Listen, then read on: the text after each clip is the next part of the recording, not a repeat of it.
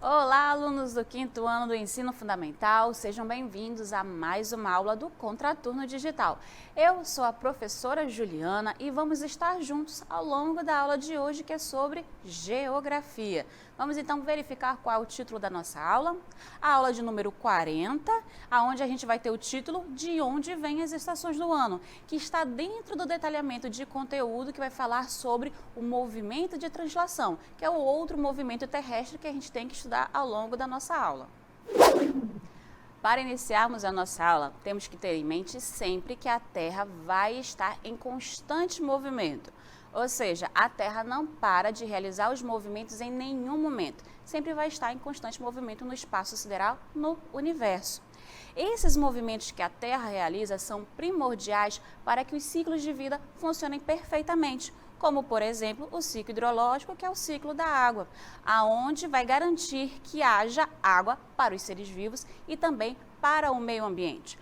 Todo planeta do Sistema Solar tem seus movimentos de acordo com a distância que possui em relação ao Sol. E a translação vai ser, sim, um dos principais movimentos que o nosso planeta realiza. Nós temos que lembrar também que a forma que a Terra possui não é uma esfera perfeita. Ela é arredondada, no entanto, ela possui os polos levemente achatados. Quando a gente fala, então, da forma da Terra, a palavra, o termo mais correto a nos referirmos vai ser a palavra geóide. E a gente já está percebendo aqui também a forma com a qual a Terra realiza o seu movimento de translação ao redor do Sol, que vai ser essa volta que ela vai dar ao redor do Sol. Essa trajetória, se nós prestarmos bem atenção, ela tem uma forma oval. Então, nós vamos dizer que ela é uma trajetória elíptica. A gente então diz que ela é oval, né, quando ela está deitadinha, então ela lembra a forma da elipse. Por isso que nós vamos dizer que ela vai ter a trajetória elíptica. Então, o que vai ser o movimento de translação? O movimento de translação ele acontece quando a Terra dá uma volta completa ao redor do Sol. E para ela dar essa volta completa, são necessários 365 dias e 6 horas. Então, de 4 em 4 anos, o nosso ano ele vai ser acrescentado um dia ao mês de fevereiro, passando de 28 para 29 dias. E esse ano vai ser chamado de ano bissexto. Então, pera lá. Lembra quando a gente falou que no movimento de rotação, para a Terra dar uma volta completa, são necessárias 24 horas? Então, 24 horas é igual a um dia? Então, pensa comigo. A cada 4 anos, 6 mais 6 mais 6 mais 6 vão ser igual a 24 horas. Então, surge um dia a cada 4 anos. E quando acontece isso, o nosso ano ele passa a ser chamado de ano bissexto.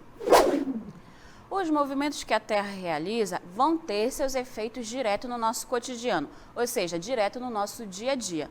O movimento de translação também vai ter seus efeitos, e os principais deles vão ser as estações do ano e também dois fenômenos chamados de solstício e equinócio. Então, nós estamos aprendendo que a Terra realiza diversos movimentos e dois deles nós vamos destacando ao longo de nossas aulas, que é o movimento de translação, que tem como dois efeitos principais: as trocas das estações do ano e também os fenômenos do solstício e do equinócio. Já o movimento de rotação, vocês lembram? O movimento de rotação ele vai ser responsável principalmente pela sucessão dos dias e também das noites. Vamos agora falar sobre as estações do ano, que são 4. Vocês ainda lembram quais são? Então, eu tenho a primavera, o verão, o outono e o inverno. Essas estações elas vão variar, ou seja, elas vão trocar de uma para outra de acordo com a posição do nosso planeta em relação ao Sol. Então, elas vão ocorrer graças ao movimento que a Terra realiza ao redor dessa estrela. Então, a primavera ela é marcada pelo surgimento das flores nas plantas. Já o verão é a estação do ano que é a mais quente. O outono, ele já é mais ligeiramente mais frio e aí vai ser marcado principalmente pela folhagem das plantas, que elas vão ganhar um tom mais alaranjado ou amarelado e algumas árvores vão até ficar completamente sem folhas. E depois veio o inverno, que vai ser a estação mais fria do ano. Em alguns lugares vai chegar até mesmo a gear, ou seja, cair flocos de neve, assim também como as nevascas. A gente tem também que as estações vão ocorrer de modo opostos umas às outras. Isso quer dizer que quando uma estação ocorrer no hemisfério norte, vai ser a estação oposta que vai ocorrer no hemisfério sul, como a gente está observando aqui na animação. No hemisfério norte, eu tenho o verão e no hemisfério sul, eu tenho o inverno, porque uma é a estação oposta à outra. E isso quer dizer que mais tarde, quando for verão no hemisfério sul, vai ser inverno no hemisfério norte. A gente ainda fala que, ressalta bem, que junto com o movimento de rotação, o movimento de translação vai fazer com que a parte central, lembra, a linha Equador, ela receba mais incidência de raios solares do que os polos. Então, aqui na região do Equador, vai ser difícil a gente conseguir distinguir, diferenciar uma estação da outra. Por exemplo, o estado do Amazonas, ele está localizado na zona térmica tropical, aonde recebe o clima equatorial. Isso quer dizer que é quente no estado do Amazonas o ano inteiro. No entanto, a gente percebe que há uma estação onde chove mais, há um período do ano que chove mais e há um período do ano em que chove menos. E a gente não consegue perceber a troca das estações, porque estamos próximos à linha do Equador, que recebe mais luz solar ao longo do ano inteiro. Para que a gente possa compreender melhor como ocorrem essas mudanças de uma estação para outra, ou seja, como é o processo de transição, em que período mais ou menos se troca de ano, nós vamos observar junto com essa animação, onde a Terra está realizando o movimento de translação, ou seja, percorrendo a sua trajetória ao redor do Sol e vai mostrar para a gente a troca das estações do ano. Reparem que ela vai mostrar para a gente as datas. Essas datas, esse dia, não é sempre esse dia exato em que começa cada estação do ano, mas é por volta desse período. Então, a gente vai usar aqui os meses. Então, começando com o mês de dezembro até o mês de março, no hemisfério sul é verão. Então, vai ser no hemisfério norte, vai ser o inverno. Lembrando que as estações ocorrem de forma opostas umas às outras. Passando então, continuando o processo de movimento de translação, ocorre a transição para a próxima estação do ano, aonde vai ser outono no hemisfério sul e no hemisfério norte vai ser a primavera. Isso de março a junho.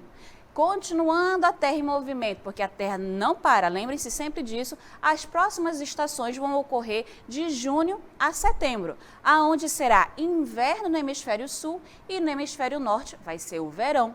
E aí, finalizando esse movimento de translação, completando o movimento ao redor do Sol, eu vou ter de setembro até dezembro a primavera no hemisfério sul e finalizando lá no hemisfério norte, o outono. Então, temos que ter sempre em mente que, quando é uma estação no hemisfério sul, a estação oposta ocorre no hemisfério norte. E esse é um período. Então, sempre vai estar. Se é uma estação quente e a próxima estação é mais fria, ela não é que de um mês para o outro, de repente, mudou. Todo esse tempo que ela levou para percorrer, para realizar essa trajetória, é justamente o período que ela vai ou aquecendo ou ela vai esfriando, porque a Terra, ela permanece em sempre em constante movimento. O movimento de translação também é responsável pelo solstício e equinócio. Mas afinal, o que é solstício e o que é equinócio? Como a Terra ela gira de forma inclinada, a intensidade dos raios solares nem sempre chega com a mesma intensidade na nossa superfície terrestre. Ou seja, não vai iluminar da mesma forma os hemisférios sul e o hemisfério norte. O solstício é o período em que a Terra é iluminada de maneira desigual nos hemisférios. Acontece por volta de 21 de junho, o solstício de inverno no hemisfério sul, quando os dias são menores do que as noites. E por volta de 21 de dezembro acontece o solstício de verão no nosso hemisfério, quando as noites são menores do que os dias. Já o equinócio é quando a Terra é iluminada igualmente nos dois hemisférios, tendo então os dias e as noites a mesma duração. O equinócio ocorre em 2 períodos do ano. Em torno de 21 de março, acontece o equinócio de outono no hemisfério sul. E por volta de 23 de setembro, ocorre o equinócio de primavera.